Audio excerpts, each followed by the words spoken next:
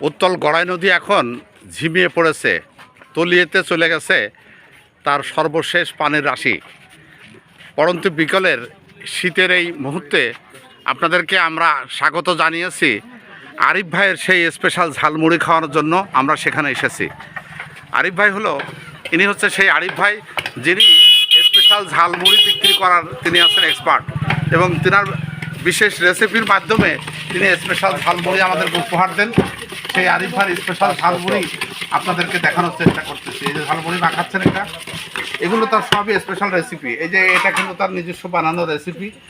এই পাশে রয়েছে সোলার ঘুগনি, এই পাশে রয়েছে চপ, এবং ওই পাশে রয়েছে এই যে মশলাগুলো, কিন্তু এগুলো পেঁয়াজ, আচার এবং আদার্স অন্যান্য সব কিছু মিলায়ে আরিফ ভাইয়ের এই স্পেশাল যে ঝালমুড়ি, এটা কিন্তু আমরা মূলত উপভোগ করার জন্য কিন্তু আসছি এই পড়ন্ত বিকেলে গড়াই নদীর তীরে কমলাপুর নামক জায়গায়।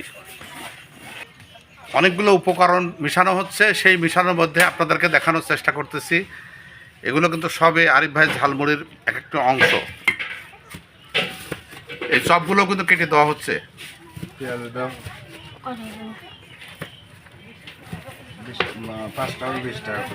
বেগুনের চপগুলো কেটে দেওয়া হচ্ছে এই ঝালমুড়ির মধ্যে। পেঁয়াজি দেওয়া হচ্ছে, দেখতেছি পেঁয়াজু।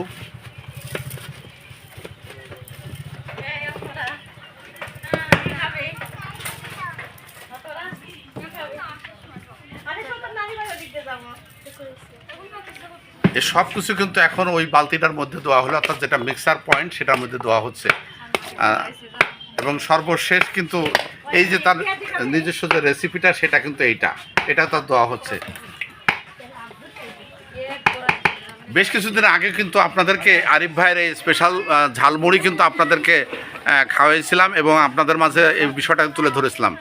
তো যাই হোক, আবারও আপনাদের সেই রসনা বিলাসী পড়ন্ত বিকেলে শীতের এই গড়াই নদীর পাড়ে কিন্তু আপনাদেরকে আবার আমরা নিয়ে আসছি আরিফ ভাইয়ের স্পেশাল ঝালমুড়ি খাওয়ার জন্য।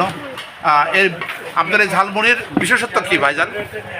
ঝালমুড়ির বিশেষত্ব আলুর চপ, বেগুনের চপ, সিঙ্গারা, পেঁয়াজু, ছোলা ইত্যাদি ইত্যাদি মশলা দিয়ে মাখানো হয়। এর সুস্বাদু হওয়ার কিছু অন্য অনেকেরই তো ঝালমুড়ি রয়েছে, কিন্তু আপনার এই ঝালমুড়িটা কেন খাবে? মেন কারণ হচ্ছে আমার মশলা, এটা গোপন মশলা, গোপন রেসিপি। আচ্ছা আচ্ছা, উনি যেটা বলছিলেন যে গোপন তিনার যে রেসিপিটা, সেটা কিন্তু এটা কি পেটের সমস্যা হতে পারে না? না না। আচ্ছা, উনি বলছিলেন যে এটা কোনো সমস্যা নাই, পোড়া তেল নয়, বরং এটা স্পেশাল সরিষার তেল দিয়ে তৈরি করা হয় এবং অন্যান্য গোপন কিছু মশলা দিয়ে এই আরিফ ভাইয়ের যে স্পেশাল যে ঝালমুড়ি, সেটা কিন্তু আপনাদের মাঝে দেওয়া হয়। যা হোক, আমি এই পর্যন্ত বিকেলবেলা এখানে আরিফ ভাইয়ের এই স্পেশাল ঝালমুড়ি যারা খাচ্ছে তাদেরকে একটু দেখানোর চেষ্টা করতেছি। দেখেন এই নান্দনিক দৃশ্যটা আপনাদেরকে দেখার চেষ্টা করুন। দেখুন একটু ফোটা, যে একদিকে গড়াই নদীর এই সুন্দর মুহূর্ত, অপরদিকে এই দেখেন, আপনারা মনে হয় খেয়াল করছেন সূর্য কিন্তু ডুবে যাচ্ছে, একদম ডুবুডুবু মুহূর্ত। অপরদিকে স্পেশাল এরকম কিন্তু ঝালমুড়ি কিন্তু এখানে তারা সবাই আহার করতেছে, নিজেদের রসনা বিলাসের কাজ তারা মেটাচ্ছে। এই দৃশ্যগুলো কিন্তু এখানকার কিন্তু খুব চেনা পরিচিত, কিন্তু আপনাদের সাথে শেয়ার করার উদ্দেশ্য হচ্ছে একটাই, যে এই দৃশ্যটা সবাইকে যাতে অবলোকন করতে পারে। এটা কি মিষ্টি ভালো? এটা ভালো? কেন ভালো? কেন অন্য লোকের ঝালমুড়ি সে এটা ভালো কেন? সব রকম মশলাপাতি দেয়, খাতে ভালো লাগে।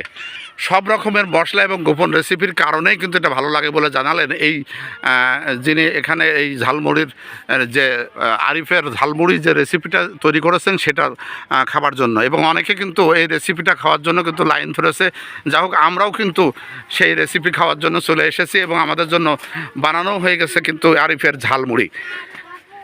এই হচ্ছে আমার জন্য বরাদ্দ যে ঝালমুড়িটা, সেটা কিন্তু এটা কিন্তু আমার দেওয়া আছে। পাশে এই যে আমার নেতা মনিরুল সাহেব, তিনিও কিন্তু আরিফ ভাইয়ের স্পেশাল যে ঝালমুড়ি সেটা কিন্তু খাচ্ছে। যা হোক, আপনাদেরকে আরিফ ভাই ঝালমুড়ি খাওয়ার এই সন্ধ্যাবেলার আমন্ত্রণ জানিয়ে আপনাদের কাছ থেকে বিদায় চাইছি। কুষ্টিয়ার খোকসা উপজেলার গড়াই নদীর পাশে কমলাপুরের এই আরিফ ভাইয়ের ঝালমুড়ির দোকান থেকে। ধন্যবাদ আপনাদেরকে।